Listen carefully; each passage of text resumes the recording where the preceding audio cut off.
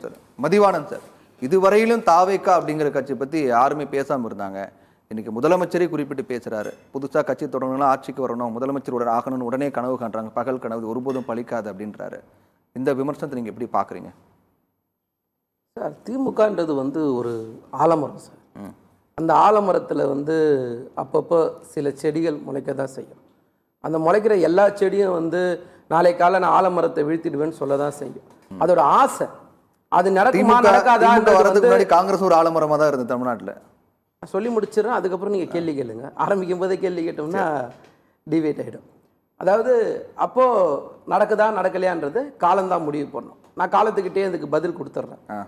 இப்போது முதலமைச்சர் பேசும்போது வரலாறு தெரிஞ்சுக்கிட்டு பேசணும்னு சொன்னாருன்னாரு. சகோதரர் ஏதோ அவருக்கு தெரிஞ்ச ஒரு வளர்னாருன்னு வச்சுங்களேன். என்னை பொறுத்த வரைக்கும் வரலாறுன்னா என்னென்னா, முதல்ல இந்தியாவிலேயே மதிய உணவு திட்டத்தை கொண்டு வந்தது நீதி கட்சி தான்.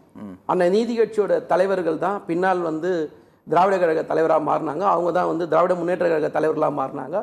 இதுதான் வரலாறு. முதல்ல விதவை திருமணத்தை அங்கீகரித்த மாநிலம் தமிழ்நாடு. அதை கொண்டு வந்தது திமுக. முதல்ல தமிழ்நாட்டுக்கு தமிழ்நாடுன்னு பேர் வச்சது திமுக. சுயமரியாதை திருமணங்களை அங்கீகரித்தது திமுக. பெண்களுக்கு சொத்துல சம பங்கு கொடுத்தது திமுக. தமிழ்ல அர்ச்சனை செய்யப்படுகின்ற சட்டத்தை கொண்டு வந்தது திமுக.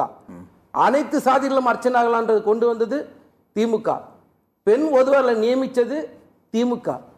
முதல்ல இடஒதுக்கீடுக்காக அரசியலமைப்பு சட்டத்தை திருத வச்சது திமுக. அதை 69% வரைக்கும் கொண்டு போனது திமுக. அதை இப்படி ஒரு பெரிய வரலாறு. இது நான் சொன்னேன்னு வச்சுங்களேன், நான் ஒரு பெரிய பட்டியலே சொல்லுவேன். இதுதான் வரலாறு. திமுகனா என்ன? சமூக நீதி, சமதர்மம், மாநில சுயாட்சி, மொழி உரிமை, இன உரிமை, இதுதான் திமுக. இதெல்லாம் படிக்கணும்.